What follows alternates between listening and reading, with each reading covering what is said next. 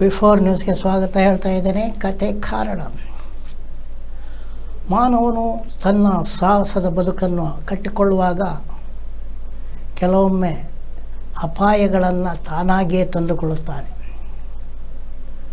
ಅಂಥ ಅಪಾಯಗಳಲ್ಲಿ ಮಕರ ಸಂಕ್ರಾಂತಿಯ ಬಳಿಕ ಸಾಕಷ್ಟು ಉತ್ಸವಗಳು ದೇಶದ ನಾನಾ ಕಡೆ ನಡೀತವೆ. ತುಳುನಾಡಿನಲ್ಲಿ ಹಿಂದೆ ದೀಪಾವಳಿ ಹಬ್ಬ ಮುಗಿದ ಮೇಲೆ ಗಾಳಿಪಟ ಹಾರಿಸುವಂಥ ಒಂದು ಪದ್ಧತಿ ಇತ್ತು. ಇವಾಗ ಅದು ತುಂಬ ನಿಂತು ಹೋಗಿದೆ ಎಂದರೂ ಸರಿ ಹೋಗ್ತದೆ. ಆದರೆ ಕೆಲವು ಕಡೆ ಈ ಮಕರ ಸಂಕ್ರಾಂತಿಯ ಬಳಿಕ ಗಾಳಿಪಟ ಹಾರಿಸುವ ಪರಿಪಾಠ ಎಲ್ಲ ಕಡೆ ಗುಜರಾತ್ನಲ್ಲಿ ತುಂಬ ಗಾಳಿಪಟವನ್ನು ಹಾರಿಸ್ತಾರೆ. ಆದರೆ ಅಪಾಯಕಾರಿ ಗಾಳಿಪಟವನ್ನು ಹಾರಿಸುವ ಪದ್ಧತಿ ತಮಿಳರಲ್ಲಿದೆ. ತಮಿಳುನಾಡಿನಲ್ಲಿ ಮಕರ ಸಂಕ್ರಾಂತಿಯ ಪೊಂಗಲ್ ಹಬ್ಬದ ಬಳಿಕ ಗಾಳಿಪಟವನ್ನು ಹಾರಿಸ್ತಾರೆ. ಗಾಳಿಪಟದ ದಾರಕ್ಕೆ ಮಾಂಜ ಎನ್ನುವುದನ್ನು ಹಚ್ಚುತ್ತಾರೆ. ಈ ಮಾಂಜ ಅಂದರೆ ಏನು ಅಂತೇಳಿದರೆ, ಗಾಜನ್ನು ಸಣ್ಣಗೆ ಅರೆದು ಅಂಟು ಮತ್ತು ಅರಿಶಿನದೊಂದಿಗೆ ದಾರಕ್ಕೆ ಹಚ್ಚಿರ್ತಾರೆ. ಇದು ಏನಾದರೂ ಯಾರ ಕುತ್ತಿಗೆಗಾದರೂ ಸಿಕ್ಕಿದರೆ ಕುತ್ತಿಗೆಯನ್ನು ಕತ್ತರಿಸಿ ಕೊಲೆ ಮಾಡುವಷ್ಟು ಬಲವಾಗಿರ್ತದೆ. ಗಾಳಿಪಟ ಹಾರಾಟ ಹೇಗಿದೆ ನೋಡಿ, ಮಾಂಜ. ಈ ಮಾಂಜ ಗಾಳಿಪಟ ಹಾರಿಸುವ ತಮಿಳರು ಬೆಂಗಳೂರಿನಲ್ಲಿ ಕೂಡ ಇದ್ದಾರೆ. ಇದೇ ಪೊಂಗಲ್ ಇಲ್ಲವೇ ಮಕರ ಸಂಕ್ರಾಂತಿಯ ಬಳಿಕ ಇನ್ನೊಂದು ತಮಿಳರಲ್ಲಿರುವಂಥ ಇನ್ನೊಂದು ಅಪಾಯಕಾರಿ ಆಟ ಜಲ್ಲಿಕಟ್ಟು. ಜಲ್ಲಿಕಟ್ಟಿನಲ್ಲಿ ಕೂಡ ಕೊಬ್ಬಿದ ಎತ್ತನ್ನು ಹಿಡಿಯುವಂಥ ಒಂದು ಆಟ. ಈ ಬಾರಿಯ ಪೊಂಗಲ್ ಬಳಿಕದ ಆಟದಲ್ಲಿ ತಮಿಳುನಾಡಿನಲ್ಲಿ ಗಾಳಿಪಟದ ಮಾಂಜ ತಾಗಿಬಿಟ್ಟು 22 ಜನರು ಸತ್ತಿದ್ದರೆ, ಜಲ್ಲಿಕಟ್ಟು ಹೋರಾಟದಲ್ಲಿ 7 ಜನರು ಮರಣಿಸಿದ್ದಾರೆ ಕಳೆದ 3 ದಿನಗಳಲ್ಲಿ.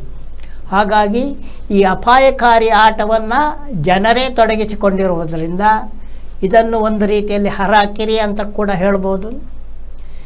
ಇವನ್ನು ದಾಟಿ ನೋಡುವಾಗ ಇನ್ನೊಂದು ಯಾಂತ್ರಿಕ ಅಪಾಯಗಳು ಕೂಡ ಕೆಲವು ಗೋಚರಿಸಿವೆ. ಎಲಾನ್ ಮಸ್ಕ್, ಬಿಲಿಯಾಧೀಶ ಎಲಾನ್ ಮಸ್ಕ್ ಅವರು ಬಾಹ್ಯಾಕಾಶ ಪ್ರವಾಸೋದ್ಯಮವನ್ನು ಆರಂಭಿಸಿದರು. ಒಂದೆರಡು ಸರ್ತಿ ಅದು ಯಶಸ್ವಿ ಆಯಿತು. ಕೆಲವರನ್ನು ಬಾಹ್ಯಾಕಾಶಕ್ಕೆ ಕರೆದುಕೊಂಡು ಹೋಗಿ, ಬಾಹ್ಯಾಕಾಶ ಅಂದರೆ ಒಂದು 500 ಕಿಲೋಮೀಟ್ರ್ ಮೇಲೆ ಕರ್ಕೊಂಡು ಹೋಗಿಬಿಟ್ಟು ಆಮೇಲೆ 1000 ಕಿಲೋಮೀಟ್ರ್ ಮೇಲೆ ಕರ್ಕೊಂಡು ಬಂದಿದ್ದಾರೆ. ಆದರೆ ಅವರ ಸ್ಪೇಸ್ ಎಕ್ಸ್ ಮತ್ತೆ ಹಿನ್ನಡೆಯನ್ನು ಕಂಡಿದೆ. ನಿನ್ನೆ ಮೇಲೆ ಏರಿದಂಥ ಅವರ ಗಗನನೌಕೆ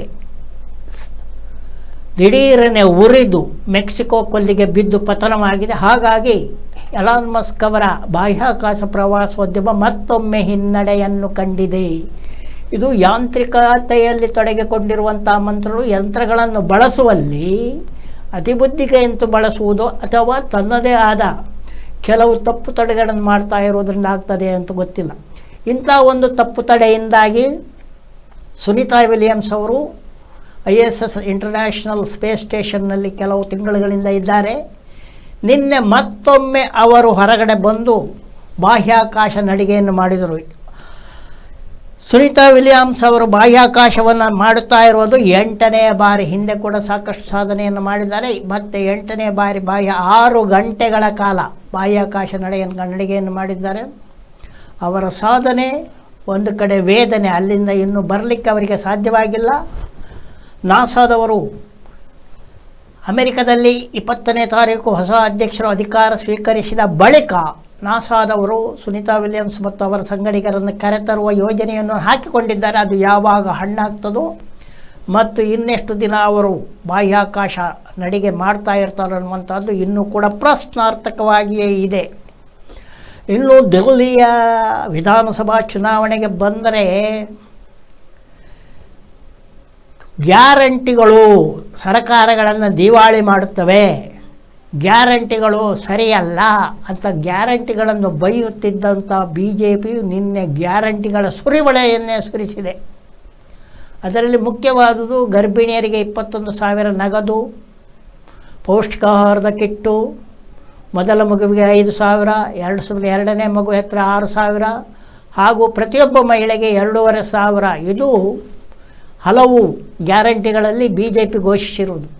ಇದನ್ನು ಅವಹೇಳನೆ ಮಾಡಿರುವಂಥ ದಿಲ್ಲಿಯ ಮಾಜಿ ಮುಖ್ಯಮಂತ್ರಿ ಅರವಿಂದ ಕೇಜ್ರಿವಾಲ್ ಅವರು ಗ್ಯಾರಂಟಿಗಳಿಂದ ರಾಜ್ಯ ದಿವಾಳಿ ಆಗ್ತದೆ, ಗ್ಯಾರಂಟಿಗಳು ಸರಿಯಲ್ಲ, ಜನರಿಗೆ ಕೊಡುವಂಥ ಈ ಗ್ಯಾರಂಟಿ ಅಭಿವೃದ್ಧಿಗೆ ಮಾರಕ ಇತ್ಯಾದಿ ಬೈಯುತ್ತಿದ್ದ BJP ಈಗ ತಾನೇ ಗ್ಯಾರಂಟಿಗಳನ್ನು ಘೋಷಿಸುವುದರಿಂದ ಅವರು ಜನರ ಬಳಿ ಕ್ಷಮೆ ಕೇಳಬೇಕು ಎನ್ನುವಂಥ ಮಾತನ್ನು ಅರವಿಂದ ಕೇಜ್ರಿವಾಲ್ ಅವರು ಹೇಳಿದ್ದಾರೆ. ಎಲ್ಲರೂ ಅಷ್ಟೇ ತಮಗೆ ಲಾಭ ಆಗ್ತದೆ, ಜನರು ಓಟ್ ಹಾಕ್ತಾರೆ ಅಂತೇಳುವಾಗ ಏನೇನು ಬೇಕಾದನ್ನು ಘೋಷಣೆ ಮಾಡ್ತಾ ಇರ್ತಾರೆ. ಈಗಾಗಲೇ ಅರವಿಂದ ಕೇಜ್ರಿವಾಲ್ ಅವರ ಗ್ಯಾರಂಟಿಗಳು ಕಾಂಗ್ರೆಸ್ಸಿನ ಗ್ಯಾರಂಟಿಗಳು, ಈಗ BJPಯ ಗ್ಯಾರಂಟಿಗಳು ದಿಲ್ಲಿ ಮತದಾರರ ಮೇಲೆ ಯಾವ ರೀತಿ ಪ್ರಭಾವ ಬೀರುತ್ತದೆ, ದಿಲ್ಲಿಯಲ್ಲಿ ಯಾರು ಗೆಲ್ಲುತ್ತಾರೆ ಎನ್ನುವಂಥದ್ದು ಫೆಬ್ರವರಿ 5ಕ್ಕೆ ಮತದಾನ, 8ಕ್ಕೆ ಫಲಿತಾಂಶ ಆದಮೇಲೆ ತಿಳಿಯಬೇಕಾಗ್ತದೆ. ಇನ್ನು ಕರ್ನಾಟಕದ ಮುಖ್ಯಮಂತ್ರಿಯಾಗಿದ್ದಂಥ ಸಿದ್ದರಾಮಯ್ಯನವರು ಮಂಗಳೂರಿಗೆ ಬಂದಾಗ ಇಲ್ಲಿ ನಿನ್ನೆ ದೊಡ್ಡದೊಂದು ದರೋಡೆಯಾದುದನ್ನು ಪೊಲೀಸರನ್ನು ಕೂರಿಸಿಕೊಂಡು ಕ್ಲಾಸ್ ತೆಗೆದುಕೊಂಡಿದ್ದಾರೆ. ಅದೇ ರೀತಿ ಕ್ಲಾಸ್ ತೆಗೆದುಕೊಂಡಂಥ ಅವರು ಮಂಗಳ ಕ್ರೀಡಾಂಗಣದಲ್ಲಿ ಮತ್ತು ಉಡುಪಿಗೆ ಸಂಬಂಧಪಟ್ಟಂತೆ ನಡೆದಂಥ ಕ್ರೀಡಾಕೂಟವನ್ನು ಕೂಡ ಉದ್ಘಾಟನೆ ಮಾಡಿದ್ದಾರೆ. ಈ ಸಮಯದಲ್ಲಿ ಅವರು ಹಲವು ಮಾತುಗಳನ್ನು ಹೇಳಿದರೂ ಕೂಡ ಅತಿ ಮುಖ್ಯವಾದ ಒಂದು ಸಮಾಚಾರ ಅಂತ ಹೇಳಿದರೆ, ಪ್ರತಿ ಜಿಲ್ಲೆಯಲ್ಲಿ ಸರಕಾರಿ ವೈದ್ಯಕೀಯ ಕಾಲೇಜು ಮೆಡಿಕಲ್ ಕಾಲೇಜ್ ಇರಬೇಕು. ಆ ರೀತಿಯಲ್ಲಿ ಮಂಗಳೂರು ಮತ್ತು ಉಡುಪಿಗಳಲ್ಲಿ ಸರ್ಕಾರಿ ಮೆಡಿಕಲ್ ಕಾಲೇಜುಗಳನ್ನು ತೆರೆಯಲು ಅವರು ಉದ್ದೇಶಿಸಿರುವುದಾಗಿ, ಅದು ಯಾವಾಗ ಆಗ್ತದಂತ ಅಷ್ಟು ಸುಲಭದಲ್ಲಿ ಹೇಳಲಿಕ್ಕೆ ಬರೋದಿಲ್ಲ. ಅಲ್ಲದೆ ಇಲ್ಲಿ ಎರಡೂ ಊರುಗಳಲ್ಲಿ ಖಾಸಗಿ ಮೆಡಿಕಲ್ ಕಾಲೇಜುಗಳ ಪ್ರಭಾವಲಯ ಇರುವುದರಿಂದ ಅಷ್ಟು ಬೇಗ ಸರ್ಕಾರಿ ಕಾಲೇಜುಗಳನ್ನ ಆರಂಭಿಸಲಿಕ್ಕೆ ಅವರಿಗೆ ಬಿಡಲಿಕ್ಕೆ ಕಷ್ಟ ಕೊಡಬಹುದು. ಅದೇನೇ ಇದ್ದರೂ ಕೂಡ ಅದೊಂದು ಒಳ್ಳೆಯ ಎರಡೂ ಜಿಲ್ಲಾ ಕೇಂದ್ರಗಳಲ್ಲಿ ಅವಿಭಜಿತ ದಕ್ಷಿಣ 2 ಕಡೆ ಸರ್ಕಾರಿ ಮೆಡಿಕಲ್ ಕಾಲೇಜ್ ಆದರೆ ಬಡ ಜನರು ವೈದ್ಯಕೀಯ ಶಿಕ್ಷಣವನ್ನು ಪಡೆಯಲು ಅನುಕೂಲವಾಗುತ್ತದೆ ಅಂತ ಹೇಳಬಹುದು. ಇನ್ನು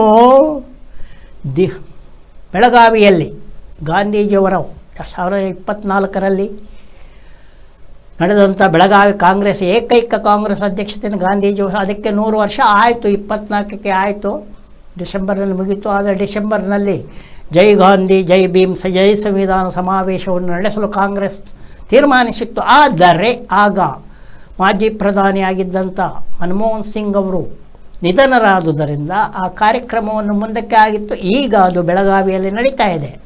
ಅಂದರೆ 100ನೇ ಗಾಂಧೀಜಿಯವರು ಅಧ್ಯಕ್ಷತೆ ವಹಿಸಿದ್ದ ಕಾಂಗ್ರೆಸ್ 100ನೇ ವರ್ಷವನ್ನು ಅವರು ಆಚರಿಸ್ತಾ ಇದ್ದಾರೆ. ಹಾಗೂ ಈ ಜೈ ಗಾಂಧಿ ಜೈ ಭೀಮ್ ಜೈ ಸಂವಿಧಾನ ಕಾರ್ಯಕ್ರಮವನ್ನು ದೇಶದ ನಾನಾ ಕಡೆ ಆಚರಿಸಲು ಕೂಡ ಕಾಂಗ್ರೆಸ್ ತೀರ್ಮಾನಿಸಿದೆ. ಇದರ ನಡುವೆ ಕಾಂಗ್ರೆಸ್ಸಿನ ಕೆಲವು ಒಳ ಗುಸುಗುಸುಗಳು ಮತ್ತು ಒಳ ಹುನ್ನಾರಗಳು ಮತ್ತು ಒಳ ಕಾಲೆಳೆಯುವಿಕೆಗಳು ಇನ್ನೂ ಕೂಡ ನಿಂತಿಲ್ಲ. AICC ಅಧ್ಯಕ್ಷರಾಗಿರುವಂಥ ಮಲ್ಲಿಕಾರ್ಜುನ ಖರ್ಗೆ ಅವರು ಮತ್ತು KPCC ಅಧ್ಯಕ್ಷರಾಗಿರುವಂಥ DK ಶಿವಕುಮಾರ್ ಅವರು ಯಾವುದೇ ರೀತಿಯಲ್ಲಿ ಗೊಂದಲಕ್ಕೆ ಅವಕಾಶ ಕೊಡಬಾರದು, ಯಾರು ಬಹಿರಂಗವಾಗಿ ಮಾತನಾಡಬಾರದು ಅಂತ ಮತ್ತೆ ಹೇಳಿದ್ದಾರೆ. ಆದರೆ ಈ ಹುಡುಗರು ಸರಿಯಾಗಿ ಕೇಳ್ತಾ ಇಲ್ಲ, ಮಾಸ್ಟರ್ ಮಾತು ಕೇಳ್ತಾ ಇಲ್ಲ ಅನ್ನುವಂಥ ಒಂದು ಗೊಂದಲದಲ್ಲಿ ಕರ್ನಾಟಕದ ಕಾಂಗ್ರೆಸ್ ಇದೆ ಎನ್ನುತ್ತಾ ಕತೆ ಕಾರಣಕ್ಕೆ ಒಂದು ವಿರಾಮವನ್ನು ಹಾಕಿ ನೋಡ್ತಾ ಇರಿ V4 ನ್ಯೂಸ್ ಹಾಗೂ ನಮ್ಮ ಯೂಟ್ಯೂಬ್ ಚಾನಲ್ಗೆ ತಾವೆಲ್ಲ ಸದಸ್ಯರಾಗಿ ಎಂದು ಹೇಳುತ್ತಾ ಮಾಡ್ತಾ ಇದ್ದೇನೆ. ನಮಗೆಲ್ಲ ಒಂದು ದೊಡ್ಡ ನಮಸ್ಕಾರ.